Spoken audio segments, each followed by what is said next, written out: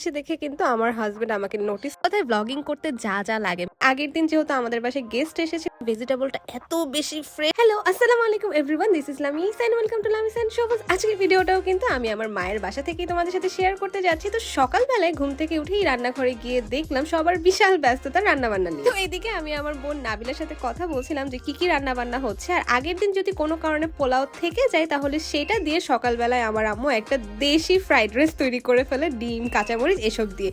যাই হোক, এর মধ্যে কিন্তু আবার আমার নানু টকও বসিয়ে দিয়েছে, যেটা ব্রাহ্মণবাড়িয়ার খুবই বিখ্যাত।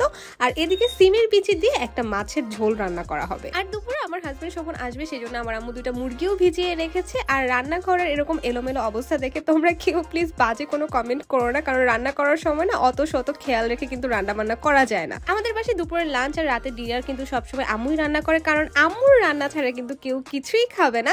তো এদিকে আগের দিন যেহেতু আমাদের বাসায় গেস্ট এসেছিল, তাই ডাইনিং আর ড্রয়িং রুমটা একটু এলোমেলো হয়েছিল। আমি চিন্তা করলাম এটাই গোছগাছ করে ফেলি, কারণ একটা বাসার ডাইনিং আর ড্রয়িং রুম দেখলে কিন্তু সেই বাসার মানুষের রুচির পরিচয় পাওয়া যায়। এদিকে ঠিক 1-1:30টার সময় আমার হাজবেন্ড চলে এসেছে, আর তার আবদার হলো সে এখন ভাত খাবে না, তাই আম্মু ওকে রুটি সেকে দিল। সেই সাথে ছিল নেহারি আর ডিম ভাজা। সন্ধ্যায় আমি আমার সব থেকে পছন্দের দুইটা নাস্তা করলাম, সেটা হচ্ছে জর্দা আর ফিরনি। এই দুইটা ডেজার্ট যে আমার এত পছন্দের। আর তোমরা কারা কারা আমার মতো জর্দা ফিরনি লাভার আছো তা কিন্তু অবশ্যই কমেন্ট করবে। পরদিন আমি আমার শ্বশুর বাড়ি চলে আসছি, আর সেদিন ছিল ভ্যালেন্টাইন্স ডে। আর সেই উপলক্ষে আমার হাজবেন্ড যে আমাকে এত সুন্দর একটা গিফট বক্স সারপ্রাইজ হিসেবে দেয়, যেটার জন্য কিন্তু আমি একদমই প্রস্তুত ছিলাম না। আচ্ছা, এরপর শোভন আমাকে বললো যে তার নাকি বাইরে একটু কাজ আছে, তো ওর সাথে যাওয়ার জন্য। তো গিয়ে সেখানে দেখলাম এক আন্টি আরো বিশাল একটা গিফট আমাদেরকে দিয়েছে। সেটা হচ্ছে প্রায় 1 লাখ টাকা দামের একটা ক্যামেরা শোভনকে সে গিফট করেছে। দামটা আমি এই জন্যই উল্লেখ করলাম যে এটা যদি আমাদের সাথে না ঘটতো তাহলে হয়তো বা আমি কখনো বিশ্বাসই করতে পারতাম না।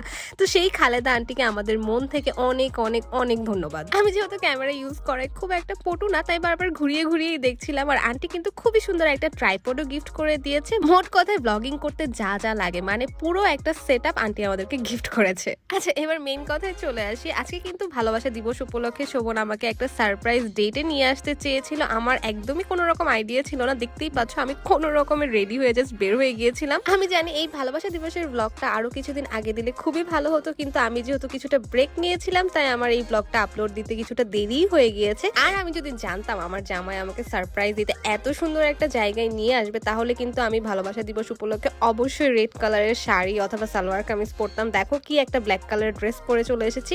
আর আমি ব্ল্যাক পরেছি দেখে কিন্তু আমার হাজবেন্ড আমাকে নোটিস করে সেও একটা ব্ল্যাক শার্ট পরে এসেছে। তবে বাহ্যিক এসব বিষয় কিন্তু কোনো ম্যাটারই করে না যদি কিনা দুজনের মধ্যে মনের মিল থাকে। এদিকে আমাদের দুজনের যে কি পরিমাণ খিদা পেয়েছিল, তাই ঝটপট করে কিন্তু খাবার অর্ডার দিয়েছিলাম। 10-15 মিনিটের মধ্যে খাবারও এসে হাজির হয়ে গিয়েছে। এখন আমরা তো ভাই বাঙালি মানুষ, যত বড় রেস্টুরেন্টে আসি না কেন, রাইস আর মাংস ছাড়া কিন্তু আমাদের পেটের খিদা মেটানো যাবে না। প্রথমে আমি আর শোভন একটা নাগা রাইস অর্ডার করে দিয়েছিলাম, তবে এই রাইসটা কিন্তু নর্মালি ফ্রাইড রাইসের মতো ছিল না।